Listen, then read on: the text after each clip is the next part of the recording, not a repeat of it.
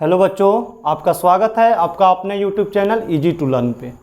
आज हम पढ़ने वाले हैं कक्षा 10th का एक बहुत ही इम्पोर्टेंट चैप्टर जो 10वीं के बच्चों को बड़ा ही कठिन लगता है और इस कठिन सब्जेक्ट को हम अपने मज़ेदार कंसेप्ट के साथ बहुत ही आसान बनाने वाले हैं।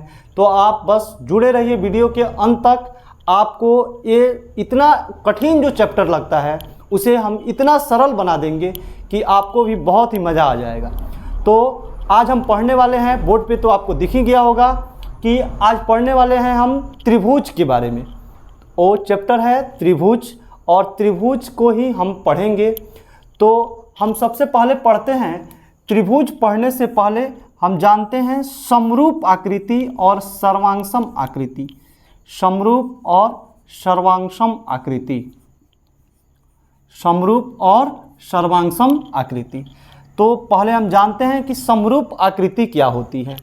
तो समरूप आकृति, जिसे अंग्रेजी में हम सिमिलर फिगर भी बोलते हैं, इनके नाम से ही लग रहा है सम और रूप।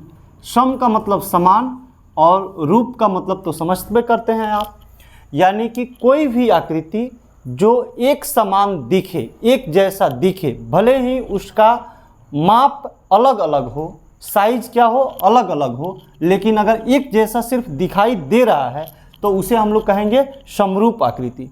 जैसे हमने एक समबाहु त्रिभुज ले लिया। इस समबाहु त्रिभुज के प्रत्येक भुजा जो है अगर 8 सेंटीमीटर का है, हर एक भुजा कितने सेंटीमीटर का है, 8 सेंटीमीटर का है। और एक हमने दूसरा समबाहु त्रिभुज ले लिया जिसकी प्रत्येक भुजा 3 सेंटीमीटर का है, तो हमको दिखाई देगा कि दोनों त्रिभुज जो है एक जैसा दिख रहा है, भले ही एक साइज में बड़ा है और एक साइज में क्या है, छोटा है। लेकिन अगर एक जैसा दिखा, भले ही साइज में छोटा बड़ा क्यों नहीं हो, तो इन दोनों आकृति को हम लोग समरूप आकृति बोलेंगे। तो आप कह सकते हैं कि जितने भी समबाहु त्रिभुज हैं वे सभी के सभी समरूप होते हैं।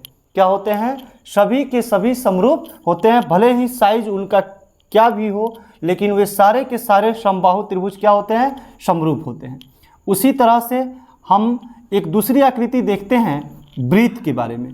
एक वृत्त हमने खींचा, इस वृत्त की त्रिज्या हमने मान लिया 10 सेंटीमीटर, और हमने एक दूसरा वृत्त खींचा, इस वृत्त का त्रिज्या हमने मान लिया 4 सेंटीमीटर।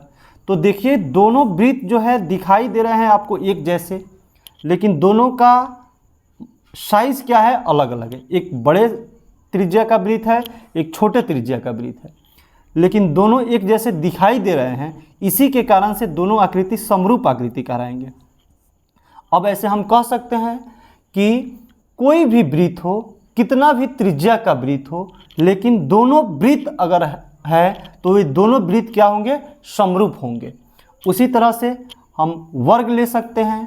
एक वर्ग हम ले लेते हैं 8 सेंटीमीटर का, तो इसकी सारे भुजाएं कितनी हो जाएंगी, 8 सेंटीमीटर।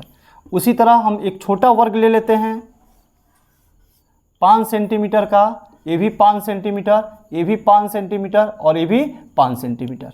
तो दोनों जो वर्ग हैं दिखने में एक जैसा दिखाई दे रहे हैं, भले ही एक की साइज बड़ा है और एक का साइज क्या है, छोटा है। तो ये दोनों अगर एक जैसा दिखाई दे रहे हैं तो इन दोनों को हम बोलेंगे समरूप आकृति। क्या बोलेंगे, समरूप आकृति। हमें आशा है कि आप समरूप आकृति बहुत ही अच्छे से समझ गए होंगे और आज के बाद आपको कन्फ्यूजन भी कभी नहीं होगा कि किस आकृति को समरूप बोलें और किस आकृति को समरूप नहीं बोलें।